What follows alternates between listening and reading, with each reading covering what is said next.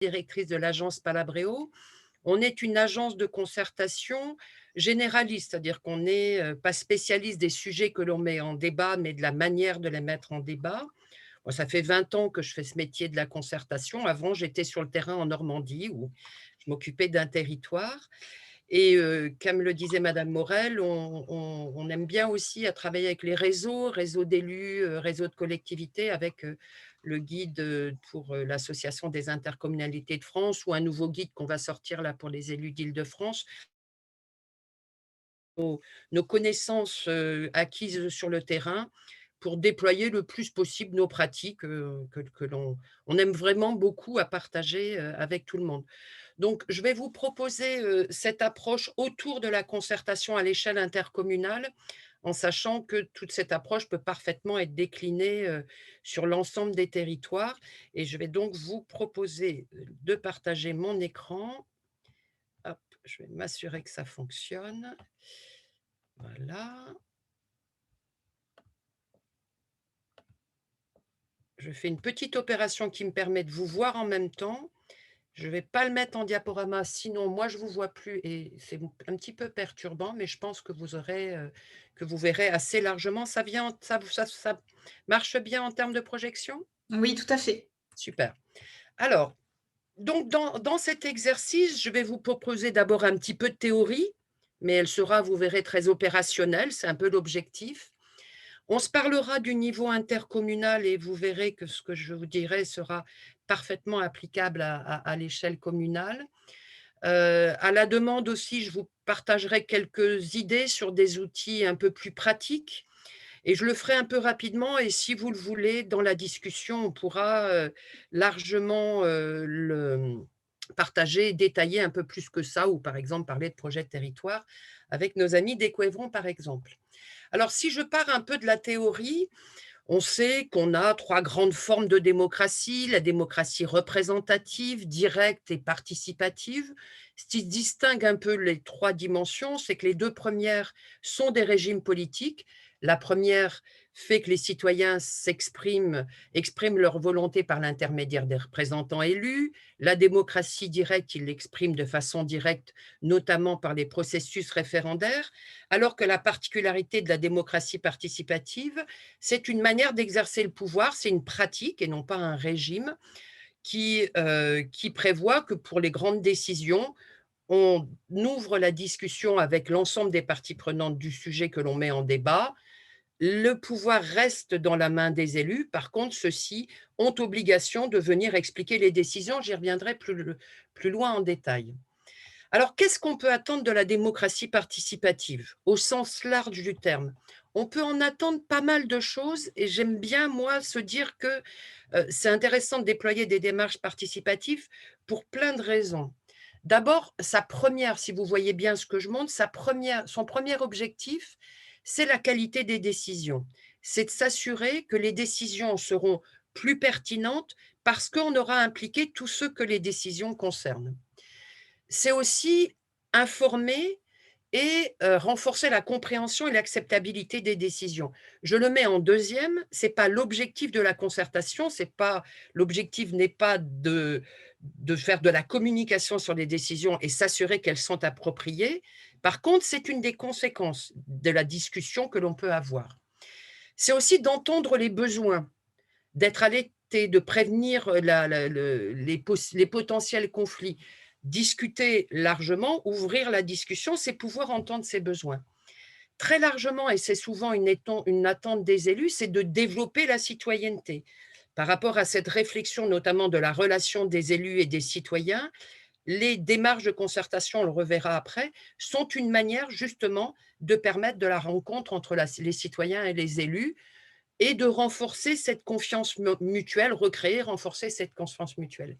Et j'aime bien aussi un des autres objectifs, c'est de sortir de l'entre-soi et créer de l'identité commune. On le voit beaucoup, notamment, alors moi je le vois dans les territoires franciliens ou dans les marges des grandes métropoles, où il y a des nouveaux flux d'habitants qui arrivent parfois des habitants qui sont juste des habitants du soir, qui travaillent pas sur place et du coup, l'identité territoriale, on a moins ces liens du quotidien et échanger, c'est aussi partager. Moi, il y a quelque chose que je vois vraiment dans les débats, d'un plaisir à se découvrir, à rencontrer d'autres habitants des territoires, c'est tisser ces liens et puis sortir de nos tuyaux d'orgue d'entre-soi où chacun, on ne fréquente que des gens avec que l'on connaît très bien, avec qui on partage notre point de vue. Il y a rien de plus plaisant de mélanger dans un espace de débat des gens qui ont aucune raison, auraient l'habitude de discuter ensemble et c'est souvent dans les évaluations ce qu'ils nous disent, ils ont eu plaisir à discuter avec d'autres personnes.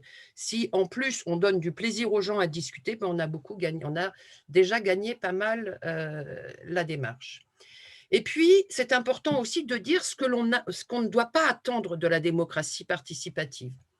La première chose, c'est qu'on a dit ce n'est pas de la démocratie directe. Il fut un temps où, je vous parle d'il y a 15-20 ans, c'était au siècle dernier, où les élus avaient une certaine inquiétude, les choses évoluent plutôt dans le sens positif aujourd'hui, avaient une inquiétude en disant mais j'ai été élu, je suis représentant des habitants, c'est tout à fait normal, et donc j'abandonnerai mon pouvoir de décision. Non, la démocratie participative, ce n'est pas l'abandon du pouvoir de décision des élus, c'est le fait de construire ensemble ces décisions qu'ils prendront légitimement. Et quand il m'arrive que dans des débats, des habitants disent mais pourquoi on ne voterait pas tout de suite, on est 100. Ben, je leur dis non, vous, on ne va pas vous élire. Si vous prenez une mauvaise décision, on ne peut pas vous virer dans 6 ans. Et en plus, vous n'êtes même pas responsable légalement, réglementairement de votre décision. Donc, c'est important d'être clair là-dessus, sur ce que c'est ou n'est pas. On peut choisir à un moment que la décision soit prise par référendum, mais c'est un choix politique d'avoir ce mode de décision. Dans les autres cas, à la fin, ce sont les élus qui décident. C'est pas juste de la com. Ça, c'est une critique, j'y reviendrai tout à l'heure, qui revient. On ne concerte pas juste pour communiquer. Il y a un fort effet de communication, mais ce n'est pas une démarche de communication. On a besoin d'avoir à ses côtés une démarche de communication pour que tout le monde soit informé, pour tenir tout le monde au courant qu'il y a des débats et pour tenir tout le monde au courant des résultats du débat, mais ce n'est pas juste de la com quand on engage le débat. Ce n'est pas non plus une espèce de pratique systématique et un bavardage permanent. On voit dans certaines communes, certaines collectivités qui se sont fortement engagées dans des pratiques participatives, une espèce d'embolisation du débat. C'est-à-dire on veut discuter de tout constamment sans organiser les choses et du coup, sans s'organiser aussi pour élargir la participation à tout le monde.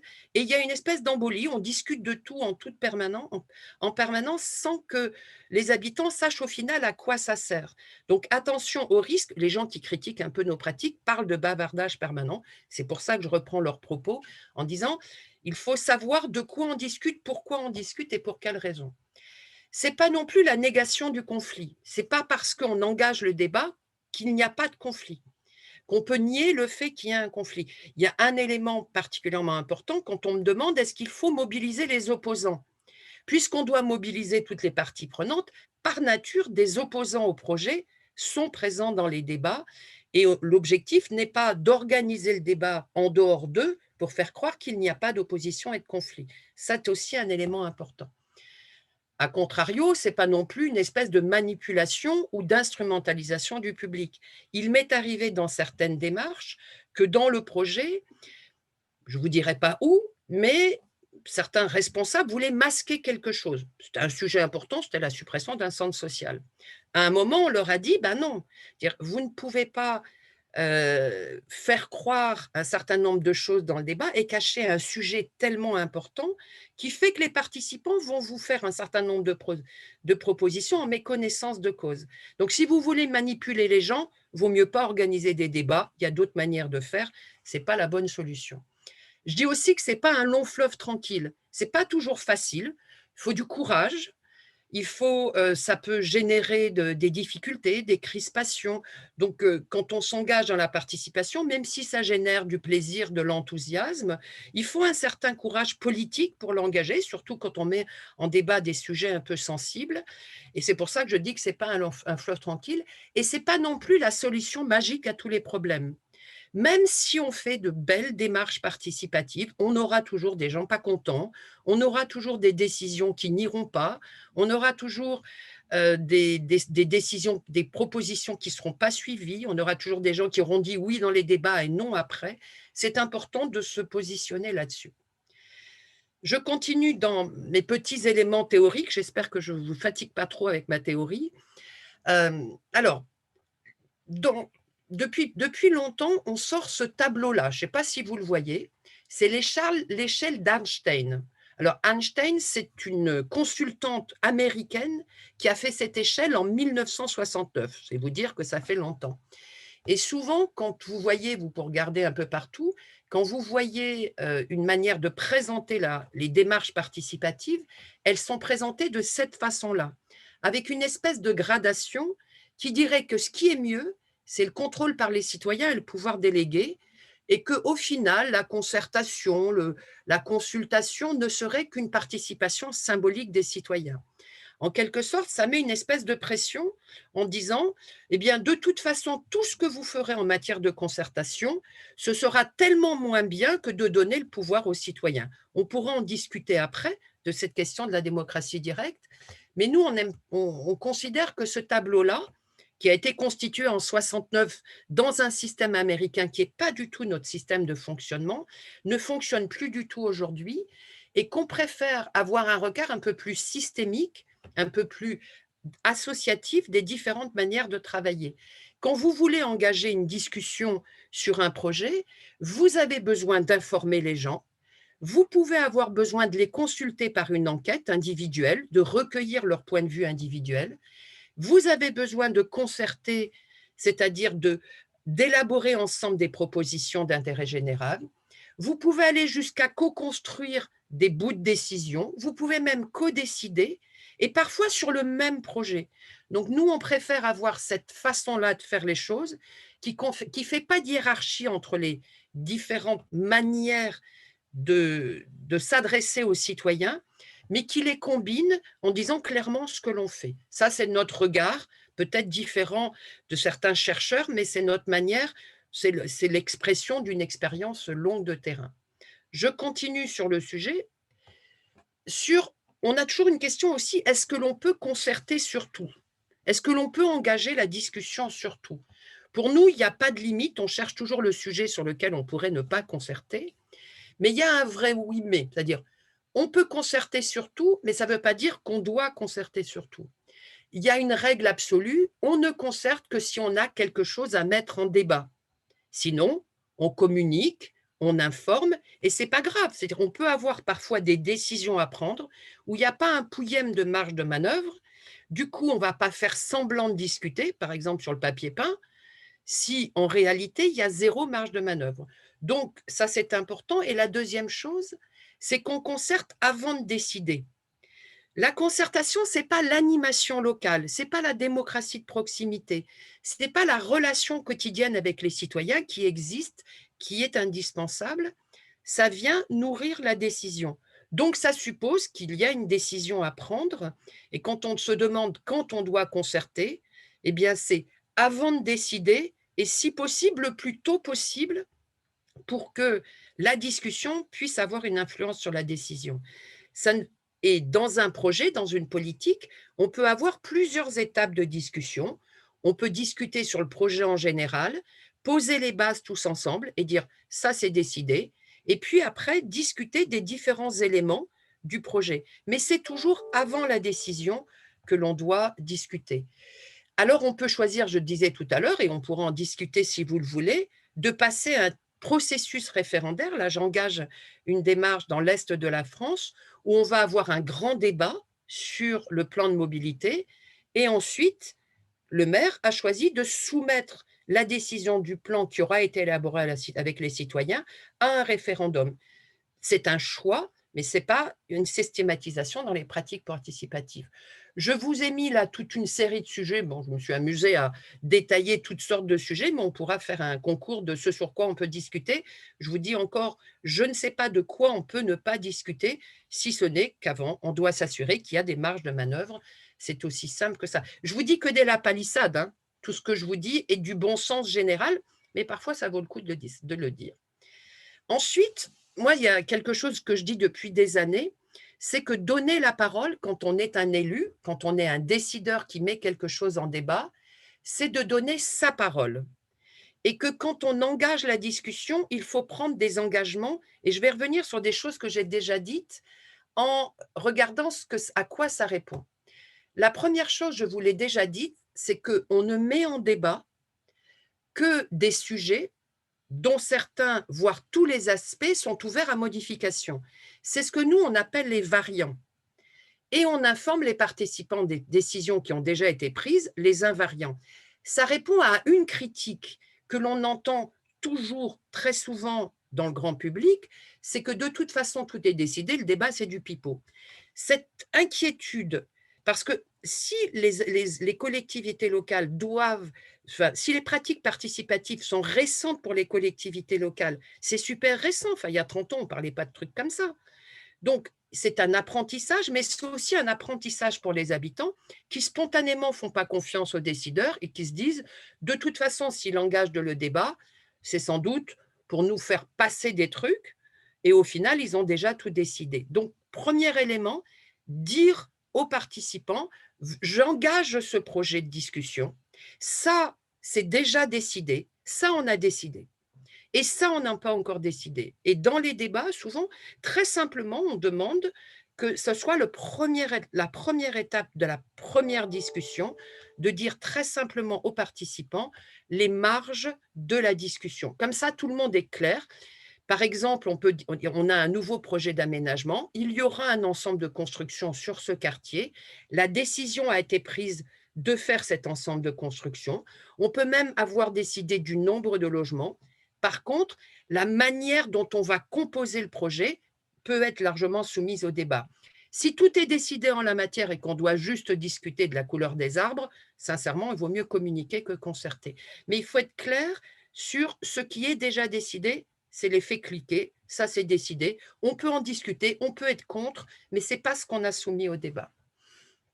La deuxième critique que l'on a toujours, c'est ce sont toujours les mêmes à qui on donne la parole. En plus, c'est vrai, je vais y revenir sur la mobilisation, c'est un enjeu majeur de mobiliser toutes les parties prenantes du projet sans se limiter au premier cercle d'habitués, ceux qui sont toujours là, et en adaptant les moyens pour faire venir ceux qui parlent peu, ce que l'on entend peu.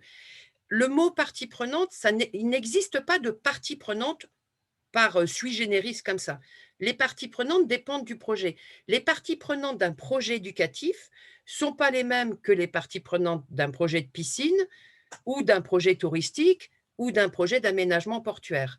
C'est le projet qui dit, alors le projet de territoire, c'est tout le monde, c'est plus simple, mais c'est le projet qui dit qui sont les personnes avec qui on va en discuter.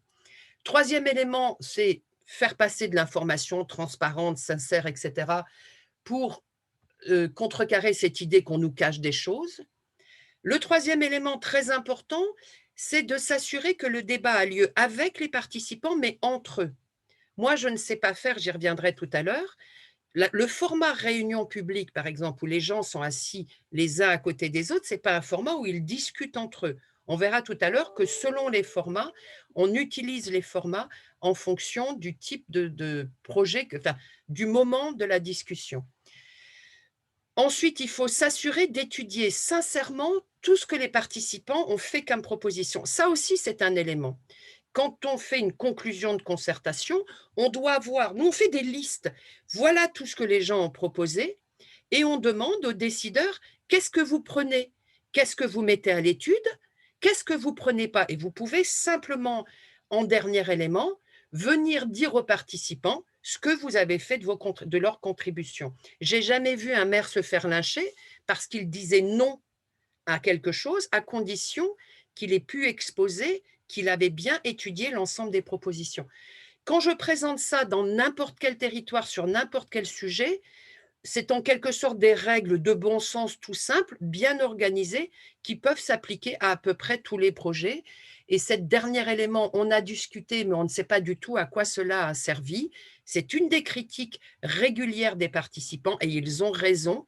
Une concertation, ça donne lieu à une conclusion où on explique à quoi elle a servi. Donc voilà, j'en ai fini pour ma partie théorique. Je vais aller un petit peu plus sur la partie intercommunale, mais je voulais vous poser un petit peu nos propres règles que l'on a constituées à force de travailler depuis longtemps sur le terrain. Alors, qu'est-ce que je peux dire maintenant sur l'intercommunalité? Je ne vais pas trop vite, ça fonctionne? Ça va bien? OK, alors je continue. Quelques constats tout d'abord. Sur le niveau intercommunal, les pratiques participatives à l'échelle intercommunale sont plus récentes qu'à l'échelle municipale. C'est plus récent. On n'en parlait pas il y a 20 ans, etc. C'est vraiment de nouvelles pratiques qui se développent et qui se développent avec des marges de progression. Comme toujours, comme ça a été le cas au niveau municipal, on commence par ce qui est obligatoire. Quand il y a une obligation réglementaire, eh bien on concerte, plus ou moins bien, mais on concerte. Et puis, on a tendance plutôt à concerter sur les projets d'aménagement, projets de schémas cyclables, etc., un peu moins que sur les politiques au sens général du terme, alors qu'on peut co-construire les politiques avec les habitants. Et puis, à l'échelle intercommunale, ça dépend un petit peu du type de projet et ça ne va pas amener à la même manière de procéder. On peut avoir un projet qui est implanté sur une commune, mais dont tout le monde se rend bien compte que c'est d'échelle territoriale. Une gare, un aménagement portuaire, ça se situe bien sur une commune, mais tout le monde sait que ça concerne tout le monde. Là-dessus, il n'y a pas de difficulté. On a parfois des projets qui sont de compétences intercommunales, mais dont on ne le comprend pas très bien. Par exemple, l'aménagement d'un cœur de bourg. Ça peut être de compétences intercommunales, mais il y a une difficulté à comprendre cette dimension intercommunale. On peut aussi avoir des projets qui concernent plusieurs communes, mais pas toutes les communes. Et ça peut créer aussi un déséquilibre. Et puis enfin, on a des politiques qui concernent tout le monde. La mobilité, les déchets, l'environnement, le périscolaire, c'est un projet périscolaire intercommunal. Donc, selon ces différents enjeux, on va faire preuve d'une vigilance à s'assurer de qui est mobilisé et de la compréhension de la dimension intercommunale. Mais pour le coup, toutes ces démarches peuvent être réalisées tout en faisant preuve de la plus grande diplomatie. Et je vais en venir maintenant aux enjeux de la concertation intercommunale. Je regarde le temps en passant. C'est bon, je suis dans les temps. Alors, je vais vous distinguer rapidement 6 grands enjeux que l'on avait imaginés ou co-construits avec l'Association des intercommunalités de France. Au moment où le guide a été publié, ça suivait plusieurs débats et on s'est dit, c'est quoi les enjeux spécifiques quand on passe de la commune à l'intercommunalité? Alors, j'ai très peu de connaissances de la concertation à l'échelle départementale ou régionale et je fais très peu de choses à l'échelle nationale. Donc, moi, ça m'intéresse beaucoup plus au territoire. Donc, je pourrais vous dire peut-être qu'il y a d'autres enjeux spécifiques à l'échelle départementale ou régionale. La première, c'était une question de volonté. On s'est posé la question de est-ce qu'on a une volonté différente à l'échelle intercommunale ou communale? On peut se le dire entre nous. Est-ce que les maires, alors c'est surtout le cas en Île-de-France où l'intercommunalité n'est pas vraiment la culture générale, où les maires se disent la concertation intercommunale, alors que je ne suis pas très fan de l'intercommunalité, je ne suis pas sûre d'en vouloir beaucoup. Et quand moi j'ai à faire un projet de territoire ailleurs qu'en Île-de-France, évidemment, ce n'est pas la même limonade. Souvent, je dis aux élus d'Île-de-France, vous inquiétez pas, dans 30 ans, vous serez au niveau des autres territoires français et vous aurez pris cette pratique habituelle de l'intercommunalité, qui est quelque chose qui les heurte encore un peu. Donc, une question de volonté de se dire, est-ce que c'est bien raisonnable de passer de l'échelle communale à intercommunale? Une question de légitimité. L'intercommunalité est une collectivité plus jeune que la commune, moins connue, le dialogue direct est moins habituel, et on a souvent considéré que le dialogue avec le citoyen était l'apanage du maire, de la maire aussi. Et donc, se dire globalement qu'il serait utile, intelligent, pertinent de discuter à l'échelle intercommunale, à nouveau, ça pose une question. Et puis, on s'est demandé s'il n'y avait pas quelque chose d'une perception du besoin. Quand vous êtes à l'échelle d'une commune, vous êtes en contact régulier avec des habitants, vous êtes davantage connu aussi, et la pression de la sollicitation est peut-être plus perçue à l'échelle communale qu'intercommunale. Tout ceci peut expliquer que pendant un certain temps, ces pratiques participatives à l'échelle intercommunale se sont déployées plus tard. Mais on a des enjeux démocratiques majeurs. D'abord, la forte attente des Français, par rapport à la participation. L'idée aussi qu'on est sur un projet politique de deuxième degré, pour lequel, quand je vote dans ma commune, je ne vote pas pour le projet intercommunal. Donc, ça nécessite de partager ces choix, ces stratégies d'échelle intercommunale. Et puis, on a toute une série de compétences qui sont au cœur des attentes du quotidien. Quand je disais tout à l'heure la perception du besoin, bah, quand on parle d'eau, de déchets, de périscolaire, de commerce, de ceci, de cela, j'ai fait ça dépend un peu des intercommunalités, c'est évidemment des sujets qui concernent la vie du quotidien des citoyens du territoire et on gère aussi à l'échelle intercommunale des budgets importants. On aime aussi à dire que l'intercommunalité nous apparaît comme une collectivité très adaptée à la participation citoyenne, parce qu'à l'échelle du territoire, vous le savez encore plus que moi, vous qui êtes notamment dans les conseils de développement, on a une culture du collectif, on a une culture du compromis, du projet, du consensus. Heu, on est obligé de discuter ensemble pour arriver à monter des projets et comme il se trouve que la participation, c'est engager la discussion avec tout le monde, nous, on trouve que c'est une collectivité très adaptée à la participation citoyenne, très en capacité de le faire. Je parlais tout à l'heure de la perception du besoin, mais je voulais ajouter aussi la notoriété. Tout le monde connaît son ou sa maire, mais on connaît un peu moins son ou sa présidente. Donc, c'était une enquête, je crois, de 2018 ou 2019. 78% des Français connaissaient le nom de leur intercommunalité, mais seulement 41% le nom de leur président ou présidente. Et sans doute, pour les maires, c'était bien plus important. Ce sont des chiffres en progrès constant. Ça, c'est élément important. C'est aussi la notoriété de compétences. C'est une connaissance qui progresse, mais qui, pour le coup, est assez limitée. On connaît souvent la compétence de ce que l'on voit. On connaît la compétence déchets parce qu'on voit le sigle de l'intercommunalité sur le camion qui vient ramasser les bacs. Mais pour une grande partie des personnes, c'est la ville qui est compétente et même quand on sait que ce n'est pas elle, ben, on considère que c'est elle qui est compétente. Ce qui est important aussi, c'est de considérer que moi j'aime beaucoup ces chiffres-là quand je suis dans les territoires qui sont un peu en crainte de l'intercommunalité. Les enquêtes régulières disent que 86% des Français pensent que le principe intercommunal est une bonne chose, 83% pensent que c'est une bonne chose pour leur commune, ils sont les trois quarts à être satisfaits de leur interco, mais 59% se disent mal informés. Bon, tout le monde se dit mal informé, ça pondère un peu le propos, mais c'est plus que pour les communes, par exemple. Mais c'est pas moins, c'est pas plus que pour les départements et les régions. Donc attention un petit peu à cet effet de l'idée que l'on ne serait pas. Donc moi, quand je regarde ça, je dis que la concertation, c'est une bonne manière de se faire connaître, ça nécessite quand même, un effort pédagogique supplémentaire et quand je vois des maires, je leur dis: «C'est super, puisque tous les habitants pensent que c'est vous qui décidez de tout, bah, c'est bien que vous puissiez engager aussi la concertation à l'échelle intercommunale pour que vos participants, vos habitants puissent comprendre comment les décisions se prennent». Je continue sur ces grands enjeux, avant d'aller sur des outils un peu plus particuliers. Heu, la question aussi de qui on mobilise dans le grand public. Habituellement, on avait à l'échelle intercommunale une relation avec les acteurs, les associations, les acteurs environnementaux et les acteurs économiques. Je le disais tout à l'heure que le grand public relevait traditionnellement du niveau municipal, qui avait des dispositifs existants, les conseils de quartier, citoyens, de jeunes, qui ont de vraies difficultés de fonctionnement quand même, hein, on pourrait en parler, mais ce n'est pas le sujet. Et puis, il y a un grand sujet, c'est comment on invite les gens. C'est-à-dire qu'on a le sentiment de savoir le faire à l'échelle municipale et pas à l'échelle intercommunale. J'y vais pas plus loin puisque je vais vous en proposer une présentation après. Et puis, il y a troisième, quatrième élément, c'est les sujets mis en discussion.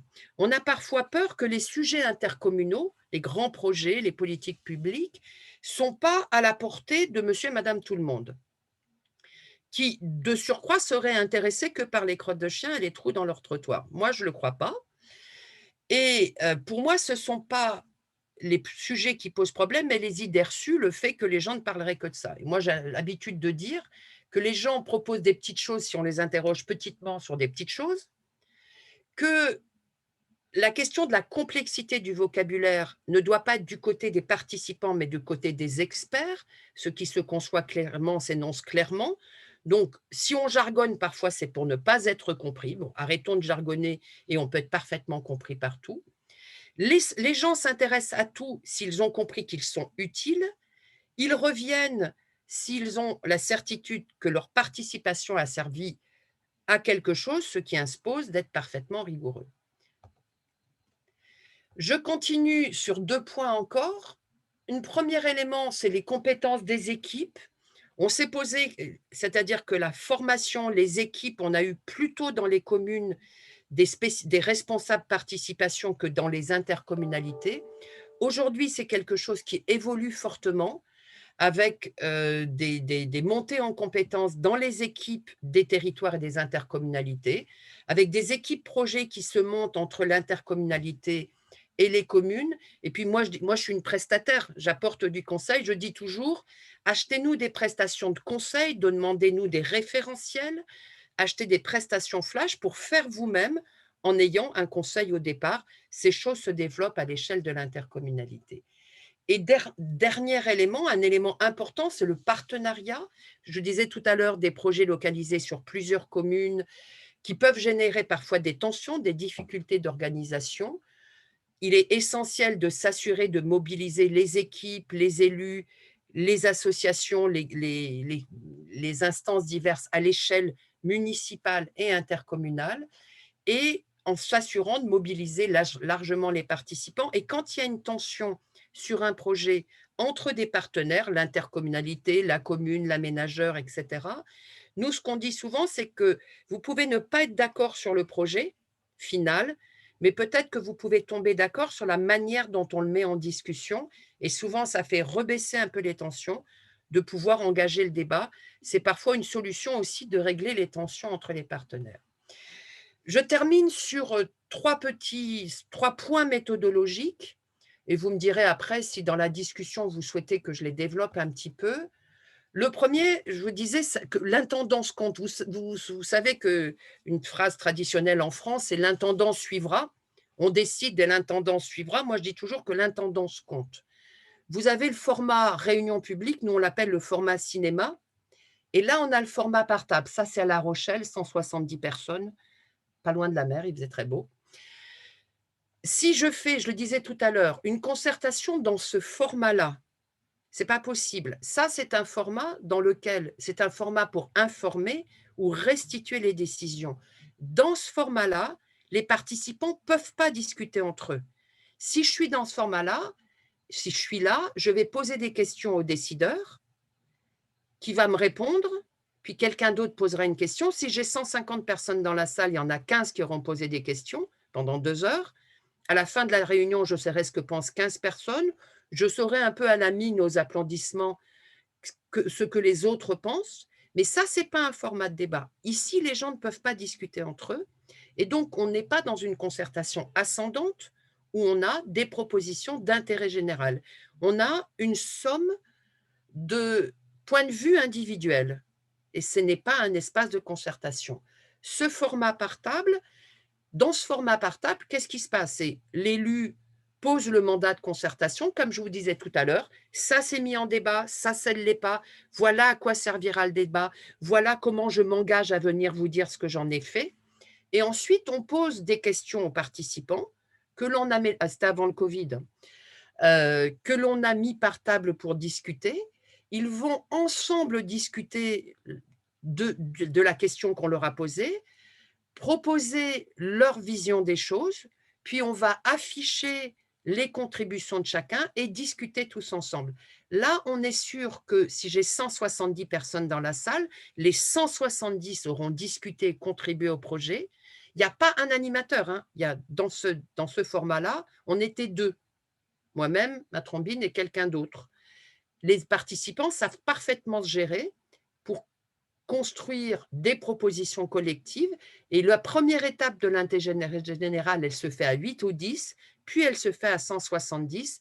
Donc, quand je dis l'intendance compte vraiment, ce n'est pas les outils, c'est la manière d'organiser le débat. Et moi, quand je vois ça, je dis attention, ce n'est pas un lieu de débat, c'est un lieu d'échange entre le décideur et les habitants. Je suis désolée d'être aussi précise, mais vous me direz si vous savez tout ça et que ça vous ennuie.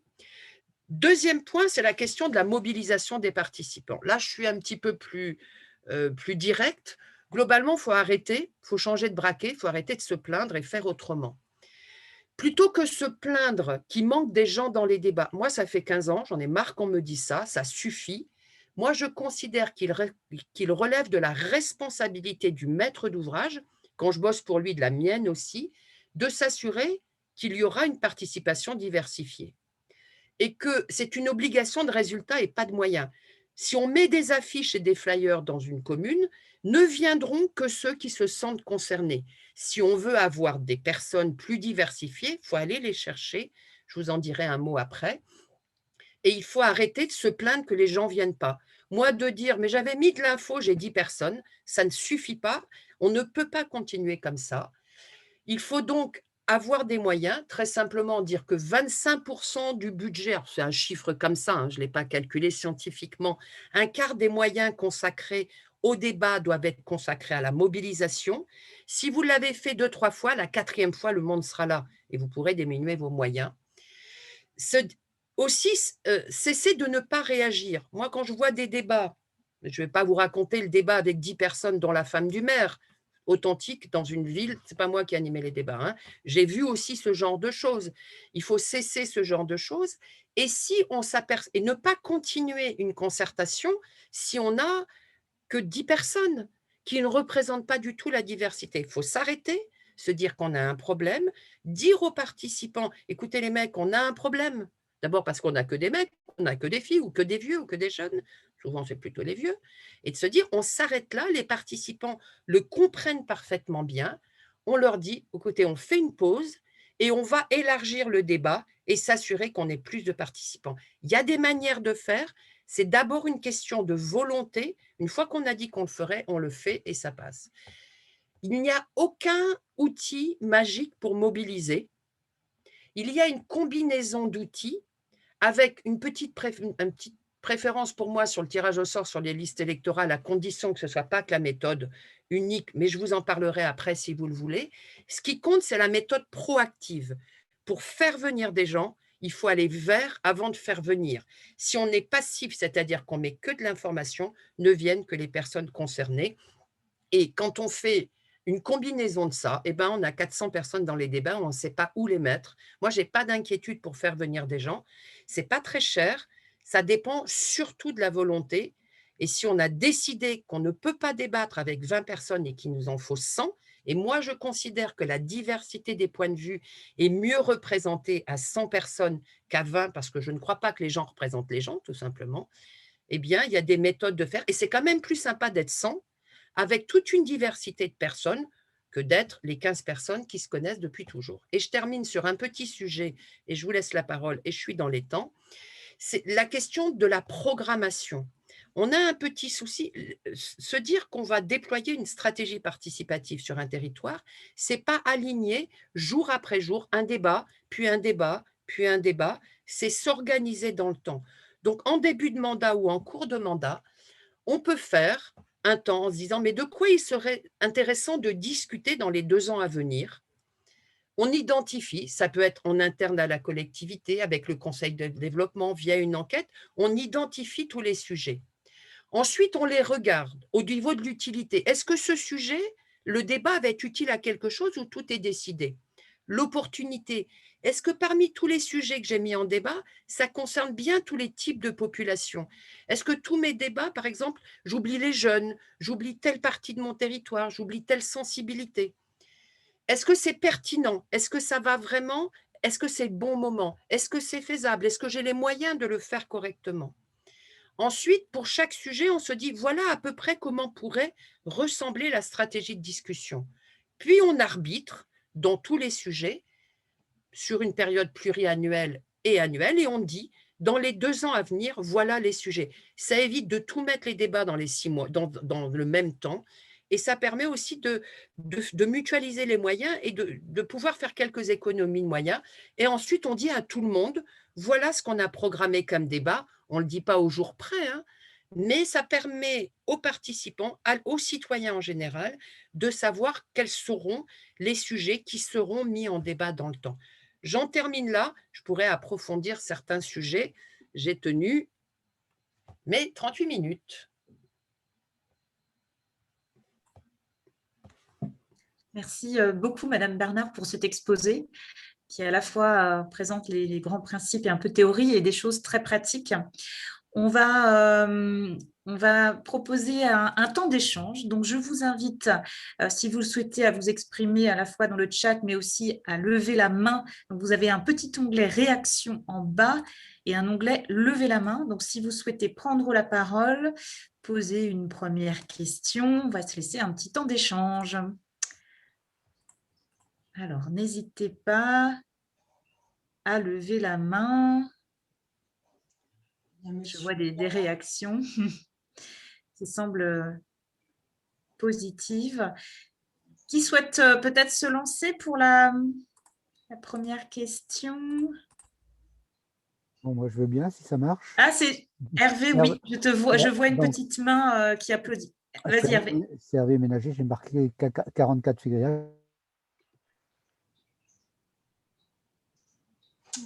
Alors, Hervé, il y a un souci, il y a un problème de connexion. Est-ce que tu peux… on t'entend plus. Je crois qu'Hervé… Hervé, on ne t'entend plus. Donc, je propose qu'on te reprenne juste… Ah, si. Voilà, vous m'avez entendu? Hervé, est-ce que tu peux couper ta caméra parce qu'on n'entend pas, il y a un problème de connexion? Et est-ce que tu peux reprendre ta question, s'il te plaît? Alors. On n'a pas entendu. Peut-être on attend. Voilà. Alors voilà, c'est parti.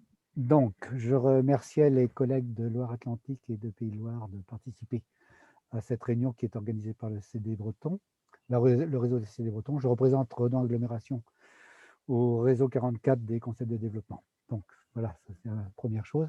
Et puis, c'était à propos des formats que je voulais poser une question à Madame Bernard, je crois. Donc, oui, tout en pratiquant le format numérique aujourd'hui, elle n'a pas évoqué ce format-là dans les deux propositions qu'elle fait. Hein. Et donc, comment on fait avec ce format et comment on va faire surtout, parce que je pense que c'est une méthode qui va certainement être vulgarisable maintenant, plus facilement. Merci Hervé. Madame Bernard, sur la question des outils numériques. Alors, les outils numériques, deux éléments de distinction. L'outil numérique type plateforme participative, on est très prudent.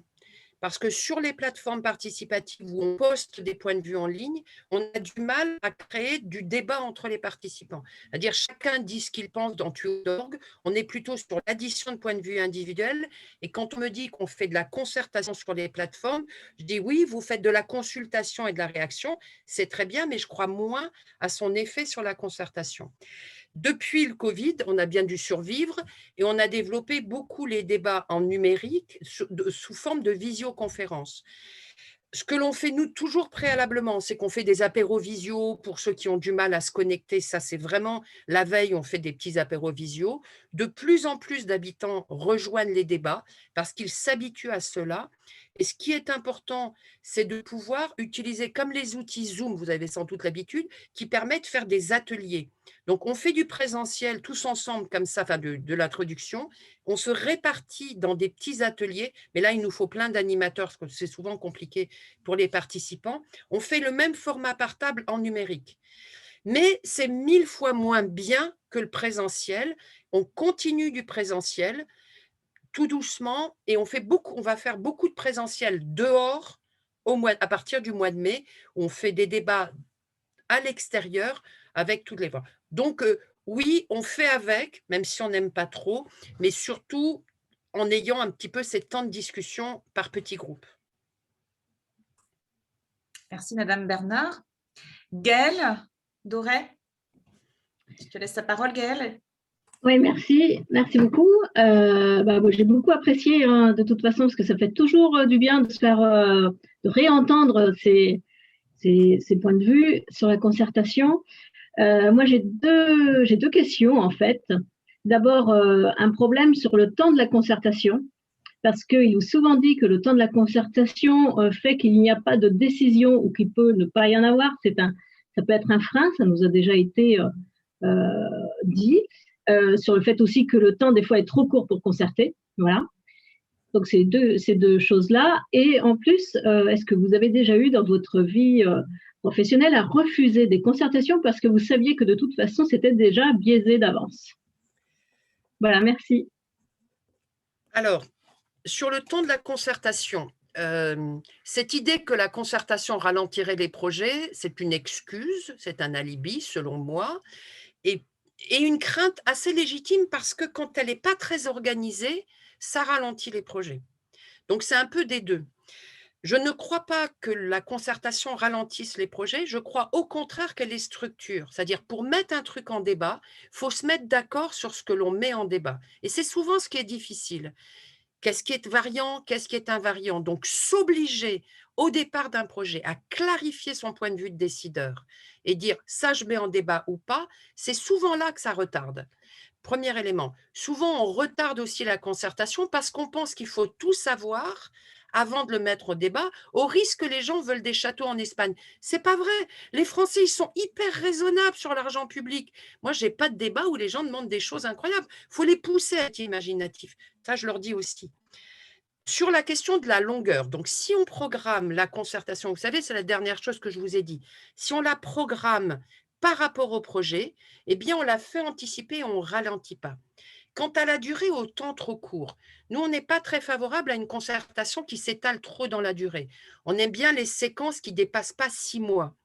Entre je recueille, j'informe, je recueille les idées, je travaille ces idées et ensuite je restitue ce que j'en ai fait, normalement en 6 mois sur à peu près, pas sur les immenses projets, mais faire des séquences assez courtes et à la fin de chaque séquence, rythmer le truc en disant voilà où on en est, voilà ce qu'on a décidé, voilà ce qui reste à débattre, ça me semble plus facile parce que si vous traînez les choses dans la durée, sauf sur certains projets territoires, on peut avoir d'autres pratiques, le problème c'est que vous perdez les gens parce que pendant les vacances, ils ont fait autre chose et qu'on épuise et qu'on ne garde que ceux qui ont le temps et ceux qui travaillent, ceux qui ont moins le temps ou ceux qui sont très investis dans le monde associatif, c'est la même chose que le boulot, ont moins de temps pour participer. Donc, je dirais, ça ne freine pas et on peut structurer ça par des périodes assez structurées. Oui, on a eu à refuser des choses.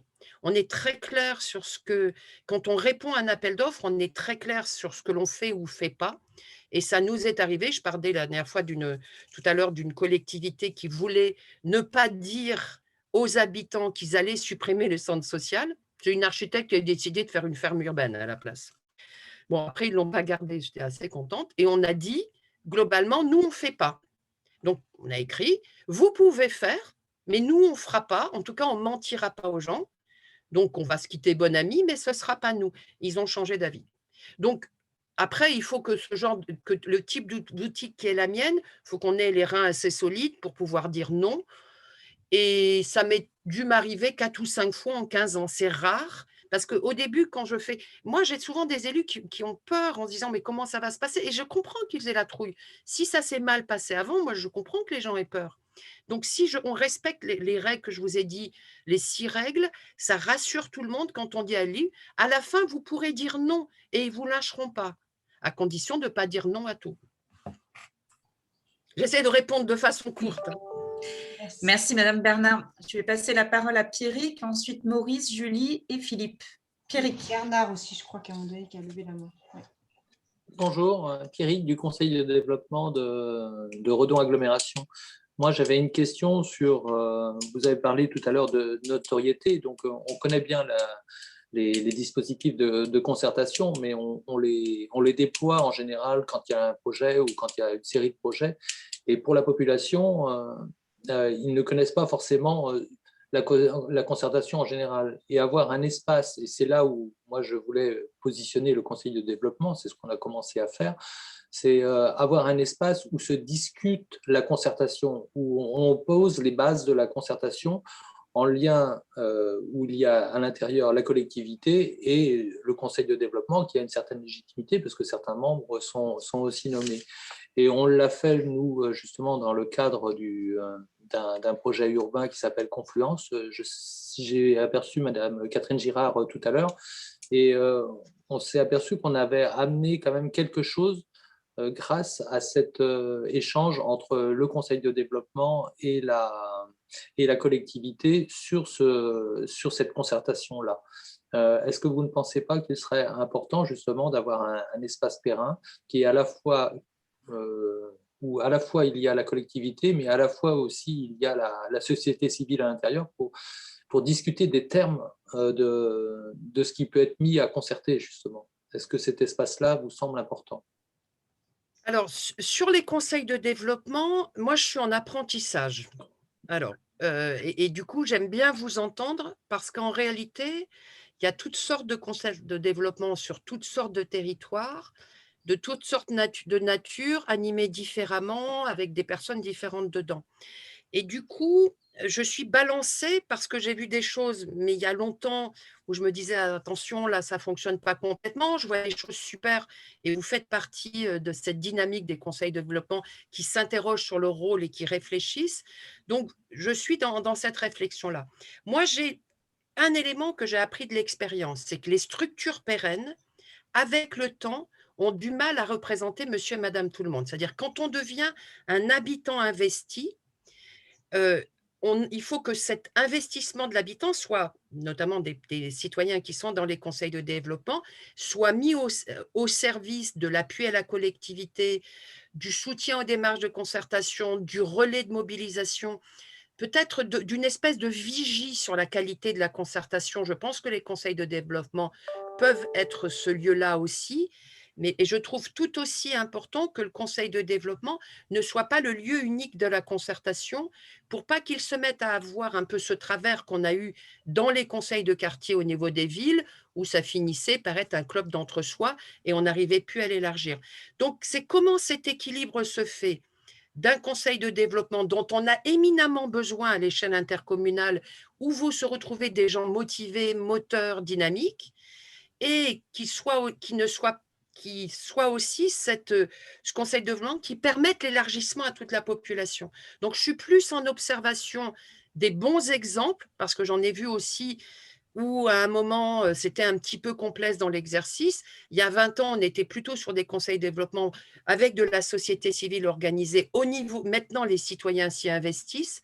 Donc je suis en observation, en discussion, en apprentissage pour, apprendre des choses et j'apprends de vous pour conseiller d'autres collectivités en disant: «Vous devriez faire comme ici». Voilà, c'était un peu une réponse de Normand, mais j'ai passé 10 ans à en Normandie, donc j'ai gardé quelques habitudes.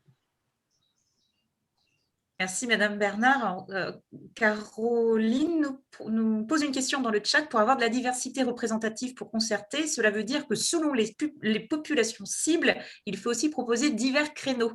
Quelle est votre expérience, vos retours d'expérience sur les moments les mieux adaptés? Alors, le moment le mieux adapté, c'est le moment où le plus de gens est disponible. C'est-à-dire, si vous faites un débat à 17h, vous n'avez pas les gens qui bossent. Si vous le faites, avant 19h en Île-de-France, vous n'avez pas les gens qui bossent. Donc pour moi, moi je fais un métier où on bosse le soir et le week-end. Alors pas le dimanche, je crois que j'ai dû faire ça 4 ou 5 fois dans ma carrière. On bosse alors en plus avec le couvre-feu, on bossait beaucoup le samedi.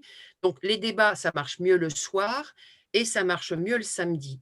On peut aussi avoir sur certains publics un exercice qu'on va faire le mercredi après-midi quand on cherche à toucher les jeunes parents, quand on cherche à toucher. Donc d'abord, c'est de s'assurer de leur disponibilité, ça c'est le premier élément. Et je disais tout à l'heure, pour aller chercher la diversité de la population, ce caractère inclusif de la démarche est vraiment essentiel. Un petit détail, si vous voulez inviter des jeunes parents, il faut prévoir un espace pour garder les mômes. Prévoir dans la salle un espace où garder les mômes sous la responsabilité des parents et dire aux jeunes parents, on a un espace pour les enfants. Si vous êtes seul avec des mômes, vous n'allez pas au débat parce que sinon, ça vous coûte l'argent d'une babysitter et c'est absolument injuste parce qu'en plus, ça tombe toujours sur les meufs. Donc, avoir un espace de garde, par exemple. Et je trouve que c'est très important ce que vous dites, choisir les horaires, choisir le lieu, faire du covoiturage. Quand on est dans les quartiers populaires, on prévoit des médiateurs linguistiques. Si on fait un débat non inclusif, eh bien, c'est démocratiquement pas vraiment folichon. Merci, Madame Bernard. On peut aussi proposer aux enfants des temps spécifiques pour qu'ils puissent contribuer, parce que c'est souvent un public oublié aussi, alors que les enfants ont plein de choses à dire. Donc, pendant que les parents débattent, on peut aussi imaginer des temps d'animation spécifiques avec les enfants.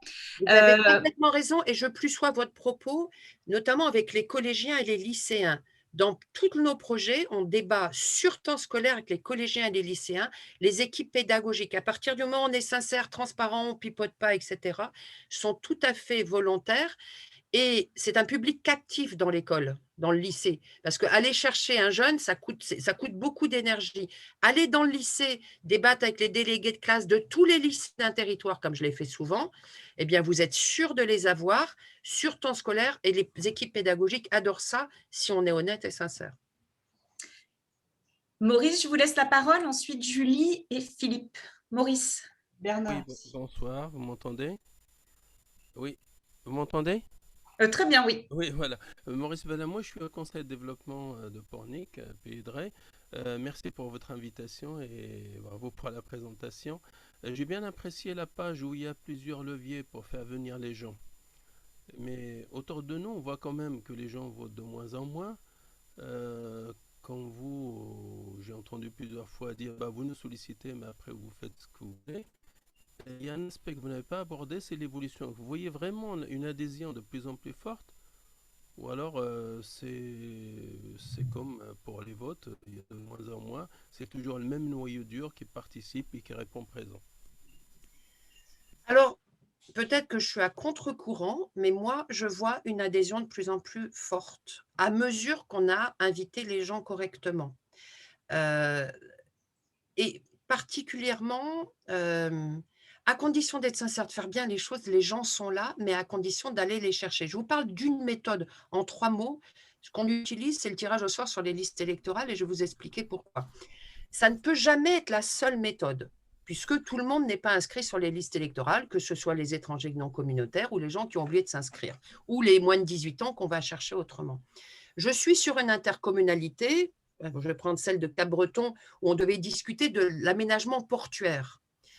Évidemment, les riverains du port, ils seraient tous venus, les riverains de Cap-Breton. Mais le port, c'est un équipement intercommunal. On a demandé à chacune des communes de faire un tirage au sort sur les listes électorales de X personnes. Moi, j'avais pris un taux de retour de 7%, c'est-à-dire du nombre de gens ayant reçu un courrier qui viendrait. Ils sont venus à 9,5%. Donc, c'était beaucoup plus. Tirage au sort sur les listes électorales. Et puis, en plus, ils ont envoyé le tirage au sort aléatoire. Hein, on ne patouille pas les listes. À l'intercommunalité, qui a envoyé un courrier nominatif à chacune des personnes. Donc, à 7%, tu vas faire 5 ou 6 000 courriers, avec le nom de la personne et disant, vous, voilà ce qu'on fait, vous avez été tiré au sort, donc on vous attend. Eh bien, les gens viennent. Et du coup, on a plutôt, moi je peux dire aujourd'hui, vous voulez 100 personnes, voilà comment il faut faire.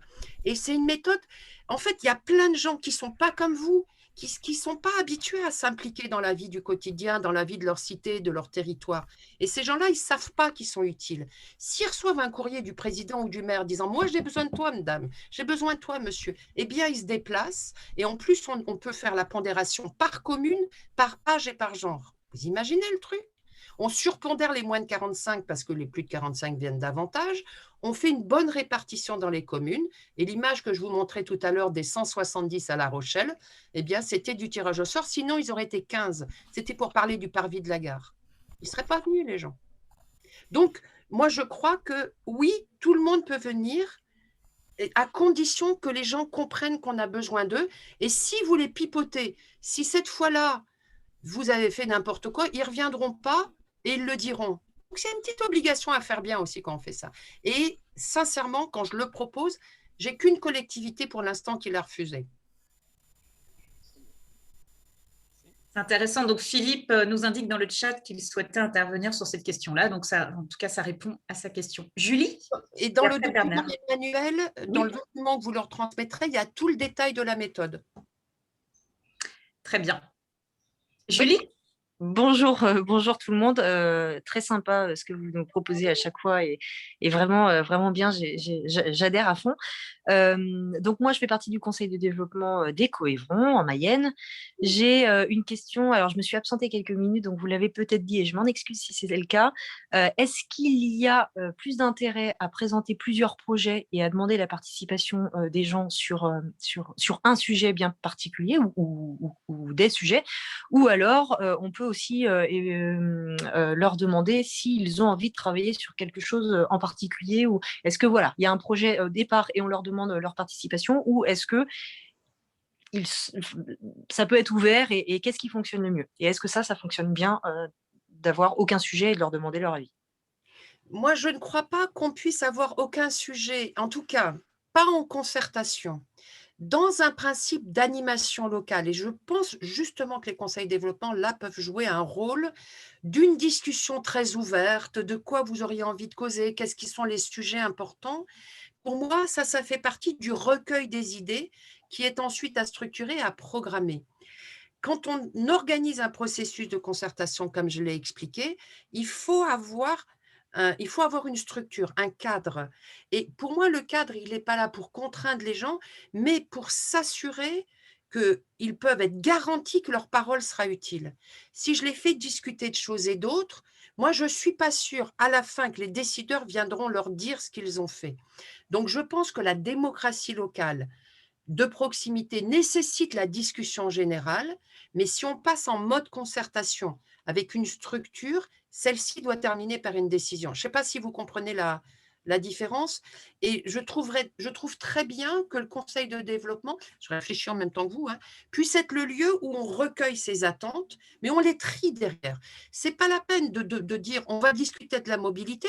Si vos plans de déplacement, vous l'avez signé, vous l'avez fait il y a un an, ils ne referont pas un plan de mobilité un an après. Donc, il faut s'accorder au moment des décisions de manière à ce que la participation vienne nourrir la décision. C'est pour ça que la programmation des sujets, si vous faites votre PDM, votre plan de mobilité dans un an et demi, faites pas la discussion maintenant, commencez-la dans 6 mois ou dans un an. C'est un peu pour ça que je parle de programmation. Et il y a quelqu'un qui posait la question, est-ce que la CNIL autorise le tirage au sort? Oui, absolument, avec tirage au sort sur quartier, ville, genre et âge, et c'est tout. On s'est assuré que la CNIL nous autorisait à le faire, ne vous inquiétez pas. Merci, Madame Bernard. On va laisser la parole à Bernard et ensuite Francis. Bernard.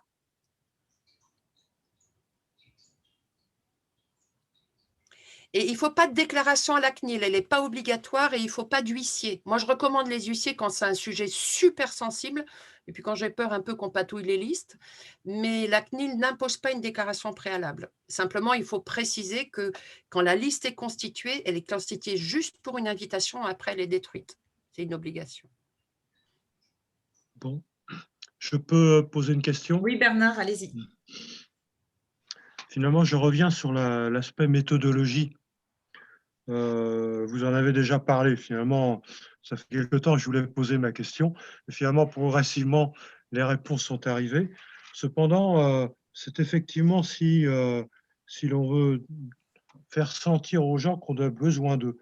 Mais personnellement, dans le cadre d'autres associations, j'ai eu l'occasion de vouloir faire des débats, par exemple, sur la PMA. Et là, c'est pas dire aux gens on a besoin d'eux, c'est dialoguer avec eux pour leur demander ce qu'ils en pensent et comment ils verraient l'évolution de la société dans ce cadre-là, et pas nécessairement au niveau communal. J'ai voulu faire des débats, des dîners-débats également, et je dois avouer que parfois on était 17 ou 18, et ça, c'est pas beaucoup. Et pourtant, j'ai eu l'habitude d'avoir beaucoup plus de monde. Et donc, je ne suis pas sûr que dans ce cas-là, il faut faire un tirage au sort sur la liste électorale. Est-ce que vous avez des pistes par rapport à ça alors, je fais de la radio, et là, il n'y a pas de problème au niveau de la radio, mais quand on veut faire des réunions, sur la PMA, on était 18, et pourtant, on était en pleine actualité au moment où on avait fait ça, à Guichin d'ailleurs. Et donc, peut-être qu'on a fait des erreurs. La mairie nous a aidés, mais on n'était que 18 en tout cas. Est-ce qu'il y a d'autres méthodes? Est-ce que vous avez des idées, des suggestions pour ce sujet-là, comme pour d'autres, bien sûr?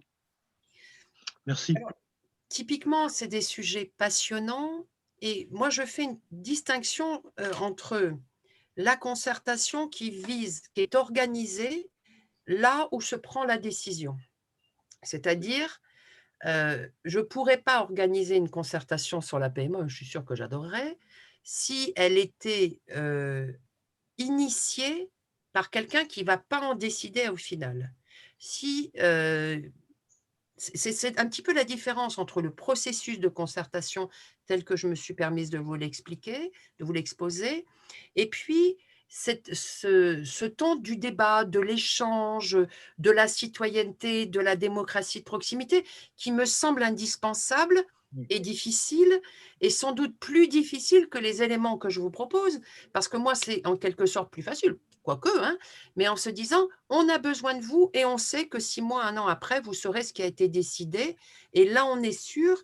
Et cet engagement à décider, elle est prise devant les participants. Et du coup, c'est beaucoup plus difficile. Il y a un autre élément. Toutes les méthodes que je vous montre là, elles sont efficaces pour faire venir des participants un temps déterminé. Et c'est évidemment pour qu'ils s'engagent dans la durée, comme vous le faites dans des conseils de développement, dans le tissu associatif. Évidemment, ce sont d'autres mécaniques et d'autres ressorts. Moi, ce n'est pas ma spécialité. Je sais juste comment faire pour faire venir les gens dans 5-6 débats, 3-4 débats, et de les garder dans la durée. Et ça, c'est des pratiques où on va à un moment les inviter et où ils savent ce qui va se passer jusqu'au bout. Je ne sais pas si je réponds vraiment Oui, mais il faut que des décisions soient prises localement. Assurément. Par exemple, l'exemple de la PMA est un mauvais exemple. C'est intéressant, c'est passionnant, sûrement, mais les décisions ne vont pas se faire à Guichin, à la Chapelle du Fougeray, à Redon ou ailleurs. C'est du domaine de l'échange et indispensable. C'est du domaine du café-débat, mais moins de la démarche de concertation. Tout à fait. Merci. Merci Bernard. Francis? Le micro. Oui, oui, merci. Moi, ce que je retiens ce soir, la qualité de la présentation de Madame Bernard là, et l'approche, le côté positif de la relation avec les élus. Alors, je me suis présenté, je suis retraité depuis bien longtemps déjà, mais j'ai un passif, évidemment. J'ai été 23 ans élu, dont 12 ans dans les adjoints dans ma commune. Parce que je n'ai pas toujours perçu. Alors, moi, je suis participant irrégulier au Conseil de développement. Lorsque j'étais plus élu, j'avais trouvé intéressant de le rejoindre. J'ai eu l'occasion des fois d'en faire confidence, je crois, à Patrick, qui est président actuellement, là. Ce que j'aimais pas trop, c'était une sorte d'approche un peu conflictuelle entre les discussions qu'on devait avoir au Conseil des développements, qui étaient de donner des leçons aux élus, qui n'avaient forcément pas compris. Et enfin bref, on n'était pas dans une bonne logique. Et de mon point de vue, puis franchement, je n'appréciais pas. Et là, par contre, la présentation de ce soir, en citant bien en posant bien tous les problèmes, notamment les bavards, les experts autoproclamés qui vont mobiliser la parole sur le choix du projet, sur donc l'approche positive avec les élus. Ça, je trouve que c'est particulièrement important. Il y a là aussi la nécessité, évidemment, de formation pour les élus. Est-ce que vous intervenez plutôt en conseil de développement, c'est-à-dire, ou plutôt avec les décideurs? Ou est-ce que vous formez, Madame Bernard, vous intervenez en direction les donneurs d'ordre sont les élus ou les conseils de développement? Ce n'est pas la même chose. D'un côté, il y a ceux qui vont au final quand même prendre la décision, quoi. Et donc, franchement, très intéressant. Donc, ma question, c'était surtout ça, quoi, par rapport à votre public habituel. Vous travaillez plutôt avec les élus, plutôt avec les décideurs, ou plutôt avec… parce qu'il y a besoin de formation du côté des élus, il y a besoin aussi d'avoir une approche positive et pas, comment dire, de la part de tous les conseils de développement. Or, par exemple, il y a un mot qui revient souvent, vous l'avez utilisé à plusieurs reprises, que j'apprécie pas du tout, mais j'appréciais pas du tout lorsque j'ai été élu, c'est que j'avais en face de moi des interlocuteurs tout à fait, qui sont toujours des amis. Moi, je représente la société civile. Moi, je représente la société civile. Mais moi, je n'étais pas venu d'une autre planète. Vous comprenez, avant d'être élu, j'étais militant associatif. J'étais aussi dans la société civile. Il faudrait, or, cette façon de cliver, en fait, les choses, alors qu'il faut, en fait, il faut arriver à faire en sorte que de concerter, de faire participer, mais pas d'opposer. J'ai parfois ressenti ça. En tout cas, moi, j'apprécie beaucoup le document que vous avez présenté ce soir. J'en ai pris quelques notes, j'ai toujours des contacts, hein, je participe toujours un petit peu quand même. Alors, je vous remercie de votre écoute. Je vous en prie. Nous travaillons quasi exclusivement pour les collectivités locales. On travaille aussi pour des aménageurs. Et c'est un choix, on travaille pour les décideurs, c'est-à-dire on travaille pour ceux qui initient les processus et à la fin prennent ces décisions. Pour nous, c'est notre pratique, notre métier, et c'est un choix. On fait aussi des formations pour les élus, assez régulièrement, pour prendre en main, en fait, pour traduire. Moi, je crois qu'il faut une volonté politique, mais que ça ne suffit pas. La bonne volonté, si elle n'est pas organisée à travers une méthode structurée, on s'en prend plein la figure. Moi, j'ai fait des super concertations et au final, ça ne passait pas parce que la structure était pas suffisamment rigoureuse. Donc, moi, je pense que la démocratie participative ne vise pas à s'opposer à la démocratie représentative, mais à se conjuguer. Donc, nous, c'est notre manière de voir les choses. On n'a aucune… Moi, j'ai beaucoup de respect d'abord pour les gens qui s'engagent. Je considère que les gens des conseils de développement, les associations, les élus sont des gens qui s'engagent pour les autres et pas à partir de ce moment-là. Mais dans le respect d'un certain nombre de règles. Les petits engagements que je vous ai mis là, une fois qu'on les pose au départ, on est tous d'accord et on le présente au départ ensemble, décideurs et prestataires que je suis, et on se met d'accord là-dessus. Mais moi, je ne cherche pas à mettre des gens en difficulté, mais s'ils ne respectent pas totalement les règles, je le dis. Et on finit par… moi, je crois plus à la force de persuasion qu'au conflit, mais c'est ma culture. Hein. Merci, Madame Bernard. Il y a une question dans le chat. Quel travail en amont pour aider les élus à prendre conscience de l'intérêt de la démocratie de concertation, travailler sur la culture de la peur, de la déstabilisation ou du sentiment que leur élection leur donne le pouvoir décisionnel le temps d'un mandat et à la faire de manière sincère. Donc, la question sur le travail en amont pour aider les élus pour la prise de conscience. Alors, c'est pas pour rien qu'on a fait le guide avec la DCF, que je fais le guide qui va apparaître bientôt avec l'Association des maires d'Île-de-France. Ça vise justement à dire c'est possible, vous pouvez le faire si vous le faites bien. Moi, je crois qu'il y a je ne suis pas complètement naïve, il y a des gens qui cherchent à pipoter le truc un peu dans tout le monde, et il y a aussi des élus qui ne sont pas tout à fait respectables, comme il y a des boulangers qui ne le sont pas. Là-dessus, mais ils ont moins de pouvoir. Là-dessus, évidemment, il peut y avoir des questions. Moi, je pense réellement de structurer les choses, de leur permettre justement de voir qu'il y a un processus. Moi, je pense qu'on manque de méthode et que j'aime beaucoup les élus qui au départ en veulent pas. Moi, j'aime beaucoup un élu qui m'a dit, Madame Bernard, vous êtes là parce que sinon, je n'aurais pas l'argent de l'ANRU, parce que la concertation est obligatoire. Et j'ai dit à ce maire, Monsieur le maire, vous allez nous adorer à la fin de la démarche, et ça a été le cas. Et je lui ai pas dit, mais en fait, on l'a convaincu, on ne l'a pas inquiété. Et donc, mais parfois, moi, quand il y a des gens qui ne sont pas raisonnables, responsables, on va à un moment pouvoir leur dire. Donc, je crois, moi, je les trouve de plus en plus volontaires.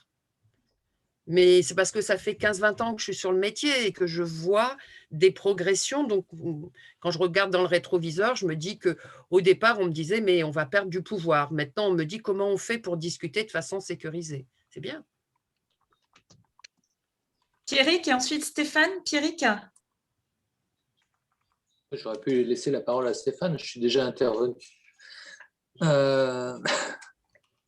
Non, moi, c'était pour répondre un peu à Francis qui parlait que dans les conseils de développement, on était plutôt en opposition à un gratte, voilà, un gratte élu par moment et que la société civile s'opposait. Moi, depuis que je suis arrivé, justement, tout le travail que j'ai voulu engager, c'est de justement rapprocher justement ces deux bords-là.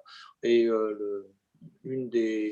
une des choses réussies, c'est justement le travail avec la collectivité sur la concertation sur un projet urbain. Ça, c'est quelque chose qui est extrêmement intéressant. Moi, je voulais vous poser comme question de savoir, dans le cadre d'un projet de territoire, si on veut placer la concertation comme un élément moteur à l'intérieur, quelles seraient vos préconisations justement pour inscrire justement la concertation et peut-être la place des conseils de développement aussi à l'intérieur, ou repenser la place des conseils de développement pour que ce soit un acteur dans la concertation, pas la place centrale, mais qu'on se serve de toutes les organisations qu'il y a sur place pour faire la concertation, parce que je pense que c'est intéressant. Et j'avais une deuxième question, à la fois qui est un peu différente. Vous parliez d'engagement long de certains, ou vous parliez plutôt que vous faisiez des engagements, que vous engagiez les gens ponctuellement. Pour avoir un engagement un peu plus long des gens, même si on tire au sort, il y a parfois des rétributions justement pour les gens qui s'engagent. J'ai vu ça sur certaines concertations. Est-ce que vous jugez cette proposition comme quelque chose d'un outil aussi intéressant, notamment pour les milieux défavorisés? On voit que pour engager des gens, s'ils sont défavorisés, les amener dans une concertation ne sera pas simple s'il n'y a pas quelque chose, et les valoriser par rapport à leur milieu aussi, financièrement, ça a aussi un impact. Est-ce que vous considérez que c'est un outil aussi qui peut être intéressant? Alors, concernant le projet de territoire, alors je vais peut-être pas un peu parler, il y a encore un peu des gens d'Écoevron qui sont ici. Je prends un peu cet exemple. Pour moi, ce qui me semble important dans un projet territoire, pour faire territoire, c'est de rassembler toutes les forces pour que le projet territoire ne soit pas celui uniquement de la collectivité, mais de tout le monde. C'est-à-dire, si je veux tirer dans un sens dans mon territoire, c'est important que l'ensemble des acteurs poussent dans le même sens. Donc, je pense vraiment que la concertation élargie est indispensable. Il faut y impliquer les acteurs économiques, sociaux, culturels, pédagogiques, la diversité des habitants, les élus, pour produire ensemble les futurs souhaités, vers où on veut aller, les trajectoires pour y parvenir et les actions qui vont jalonner cette trajectoire. Moi, c'est ma conception et c'est celle que je propose là-dedans. Et quand on a rencontré le conseil de développement d'Écoevron, avec des gens très dynamiques, qui sont déjà très investis, l'idée était de dire on ne va pas doubler la concertation que vous faites déjà, mais de leur dire vous allez vous impliquer, et c'est ce qu'ils ont très, très volontairement choisi de faire dans les débats. Et, sauf qu'eux, ils vont durer plus longtemps que le débat qui va prendre 7-8 mois sur le projet de territoire. Et donc, pour moi, la question aujourd'hui est de voir comment ils sont un relais pour mobiliser. Ils sont des acteurs qui, dans le débat, vont nous aider aussi dans l'animation de ce débat, tout en prenant toute leur part, pour qu'ils soient aussi vraiment des acteurs du débat. Et pour moi, je leur vois un rôle aussi que je trouve très important, c'est le suivi derrière. C'est comment on s'assure dans la durée, et là, on a besoin de gens qui s'investissent aussi dans la durée, du fait que les choses vont se déployer, de pouvoir les évaluer, de pouvoir mesurer comment les choses se sont faites dans la durée. Donc moi, je les vois comme ça. Mais encore une fois, je suis en apprentissage. Concernant l'indemnisation, elle est parfois utilisée de façon ponctuelle par les instituts de sondage qui font des panels. C'est bien, et en même temps, ça pose un certain nombre de questions si on considère qu'un panel de X personnes représente tous les autres. Vous avez compris que moi, je suis un peu hésitante là-dessus. Moi, j'estime qu'il me faut 400 personnes sur une ville pour causer d'un truc. Je vais avoir un peu plus un doute s'il faut discuter à 100 à l'échelle d'une très grande région.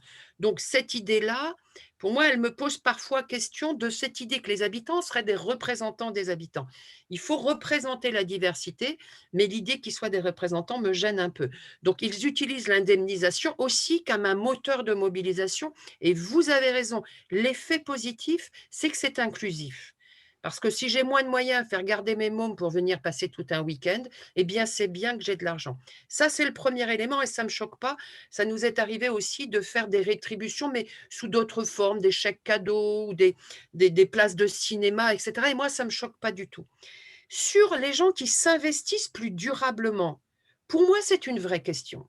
Et je pense qu'il faut qu'on puisse l'aborder quand on a, et je ne sais pas si c'est politiquement correct ou pas, je m'en fous, quand on a des gens qui, par exemple, dans un conseil de développement, dans une structure qui va durablement s'investir aux côtés d'une collectivité, je ne trouverais pas inintéressant que cette discussion ait lieu, parce que c'est un investissement important et qui doit être lié aussi à des mandats, c'est-à-dire s'il y a des mandats d'une durée qui va nécessiter aussi le renouvellement. Je ne pense pas que de la même façon que je pense que le mandat politique doit être pas trop durable, de la même façon, je prendrais la chose pour les conseils de développement, mais l'indemnisation de cet investissement-là, je trouve que c'est un vrai sujet qui est aussi posé par Profession Banlieue sur les conseils citoyens, par exemple. Et ils n'ont pas eu gain de cause, et je pense que c'est dommage. Merci Marie-Catherine Bernard. Stéphane? Et puis on prendra peut-être encore une ou deux questions. N'hésitez pas à réagir aussi dans le chat. Donc Stéphane et ensuite Marc. Stéphane. Bonjour, moi je suis tout nouvellement au conseil de développement de Dinan. Je voulais revenir sur un point. D'abord, Madame Bernard, merci pour l'intervention et pour votre franchise, en particulier sur l'aspect, quand on va chercher les gens, de ne pas rester sur les listes électorales, mais d'aller un petit peu au-delà, en particulier les jeunes et ceux qui ne sont pas inscrits sur les listes électorales. Ça me paraît fondamental, c'est assez peu souvent dit, mais je pense que c'est très important.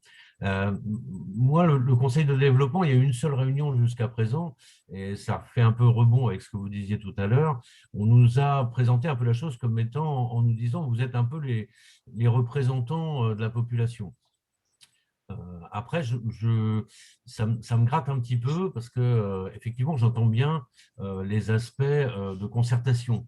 Et dans le cadre de la concertation, effectivement, on part de projets ou alors d'élus, ou alors le conseil de développement s'auto-saisit d'un certain nombre de sujets qui sont liés à l'agglomération. Mais finalement, c'est toujours que les élus ou que les gens qui sont représentants au conseil de développement qui interviennent et qui mettent les dossiers sur la table. Donc, moi, c'est vrai que j'ai pas mal participé à des choses professionnellement au niveau de la participation des habitants, et je me dis quand même que le conseil de développement, peut-être que l'une de ses missions quand même, c'est aussi d'aller à la rencontre des habitants. Vous en avez parlé déjà un petit peu, mais là, on est dans l'axe avant la concertation, mais d'aller chercher la population, peut-être aussi pour lui poser la question de savoir quels sont les sujets qui l'intéressent. Alors, je pense aux porteurs de parole. Hein. Moi, je connais bien cette méthode-là, entre guillemets, de débat dans la rue, mais d'aller voir les gens aussi et de leur demander, en fait, quels sont les sujets qui sont importants pour eux, parce qu'on sait bien que dans le domaine de la participation, l'enjeu est primordial et que les gens ne participent qu'à ce qui les intéresse vraiment, et qui ne sont pas obligatoirement les sujets qui sont abordés en conseil de développement ou au conseil municipal ou au conseil d'agglomération. Donc, je voulais avoir votre point de vue là-dessus, sur le fait que peut-être que dans le conseil de développement, peut-être qu'une de ses missions devrait être aussi d'aller à la rencontre des habitants pour leur demander quels sont leurs sujets de prédilection, quitte à dire, pourquoi pas, que le conseil de développement pourrait élargir son champ d'action au-delà des compétences de l'agglomération. Pourquoi pas, après tout? Alors, je vais faire un parallèle avec les conseils citoyens. Les conseils citoyens, c'est le dispositif qui a été créé dans les quartiers politiques de la ville. Et je vais être un tout petit peu cash là-dessus. Faire un débat sur un renouvellement urbain avec un conseil citoyen composé de 6 membres, c'est légal, mais c'est pas tout à fait correct, et je connais des collectivités qui ont fait ça et qui peuvent dire « je suis super bien en concertation, j'ai discuté avec le conseil citoyen qui a été créé par l'État ».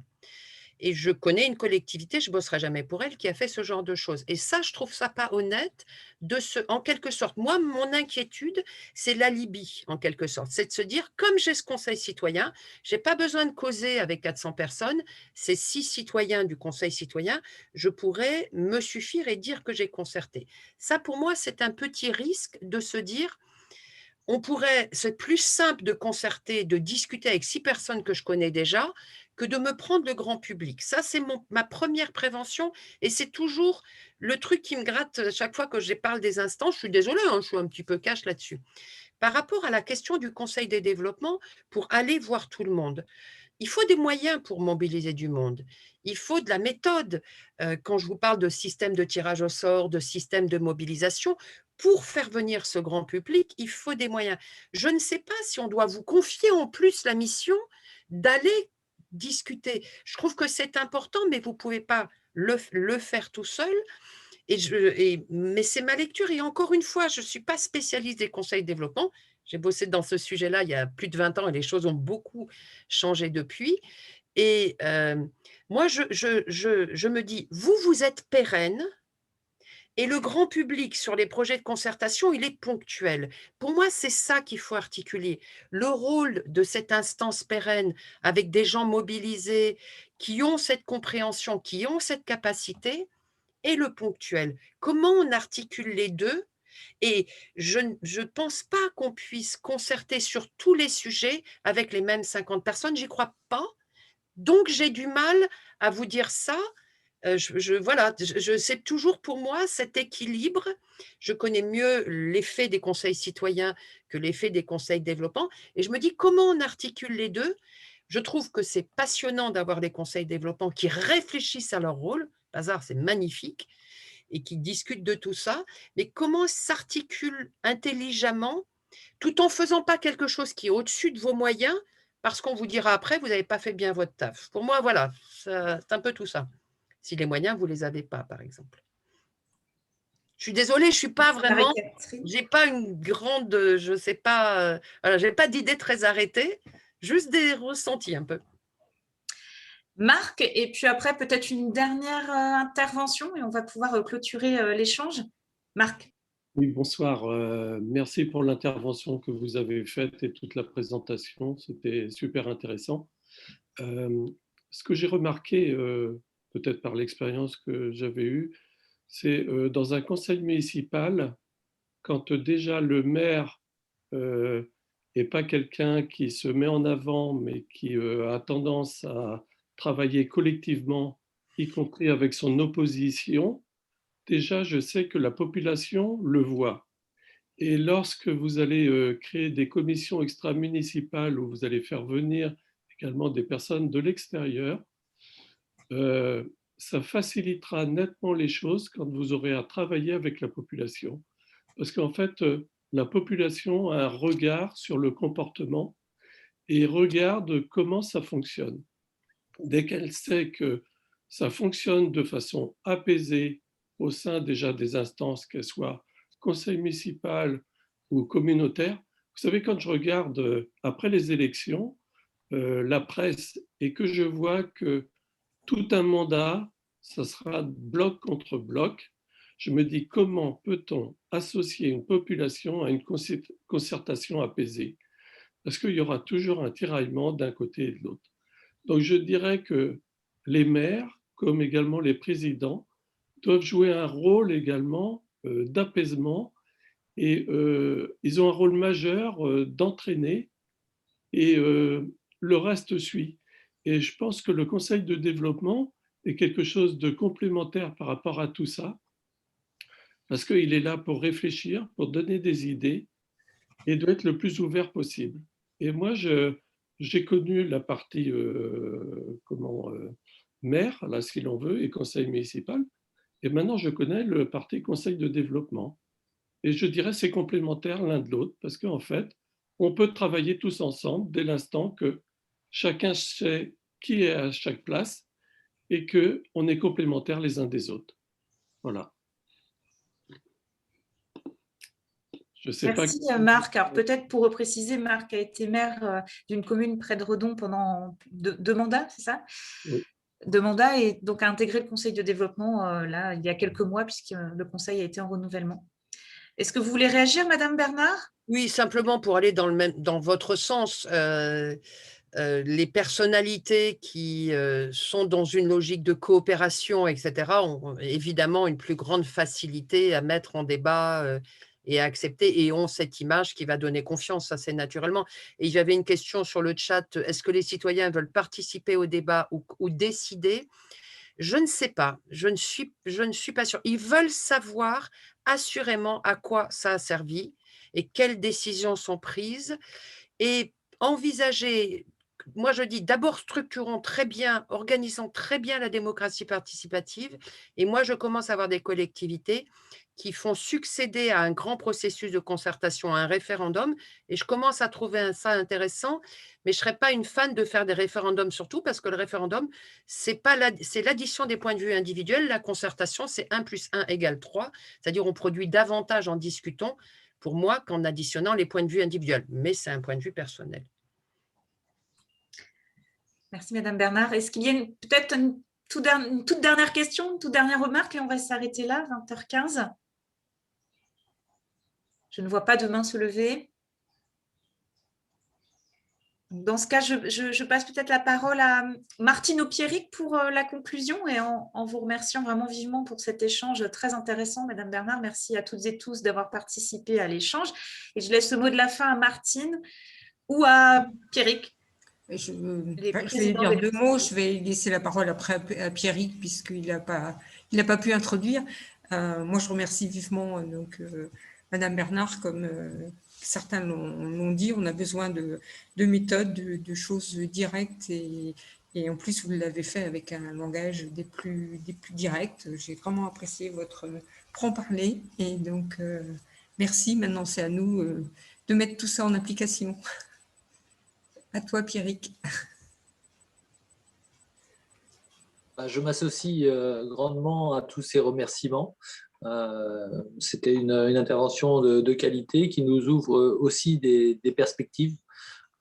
Moi, je vais redire, les conseils de développement et les municipalités ont un avenir, ou les collectivités ont un avenir commun. Et là, on est sur une période, l'après-Covid, où les dernières élections municipales, où on a vu que les choses bougeaient et les gens avaient envie de faire ensemble. Donc, je pense qu'il faut se servir de ce temps-là, qui est très particulier, je ne pense pas qu'il durera très, très longtemps, pour essayer de construire quelque chose ensemble au niveau de la participation du public, pour essayer de réenchanter un petit peu la politique. On a jusqu'en 2022, de façon à essayer de réconcilier les citoyens avec la politique, de façon à ce qu'ils aillent voter aussi pour les présidentielles. Mais je pense que c'est au niveau local qu'on peut essayer de ramener les citoyens, parce que la chose est plus simple malgré tout. Voilà, on est sur des actions concrètes, sur la vie des gens. Et là, on peut faire quelque chose et on peut recréer du lien. Et c'est pour ça que je me suis engagé au niveau du Conseil de développement aussi. Merci. Merci à tous. Et merci à tous les participants. Merci beaucoup. Juste pour préciser, si vous souhaitez que l'on vous transmette, normalement on a vos mails, il y a peut-être des personnes qui se sont connectées sur Facebook et qui ont eu le lien, n'hésitez pas, on va à me transmettre par mail votre mail, de façon à ce qu'on puisse vous envoyer le support. Emmanuel, je vous ai transmis la dernière version. Merci beaucoup. Quelques corrections. Merci beaucoup, Madame Bernard. Merci à vous. Merci pour ce temps d'échange très intéressant et peut-être à bientôt. Au revoir à vous. Merci, au revoir. Au revoir, merci.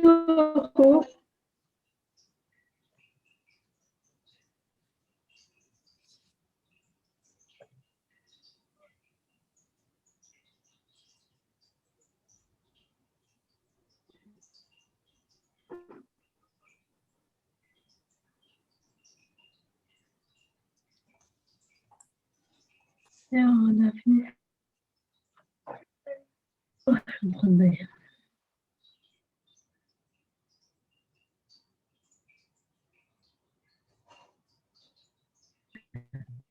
Gaëlle, on ne t'entend pas. Si, Lucie, je vous dis merci. Ça coupe, Gaëlle, en fait.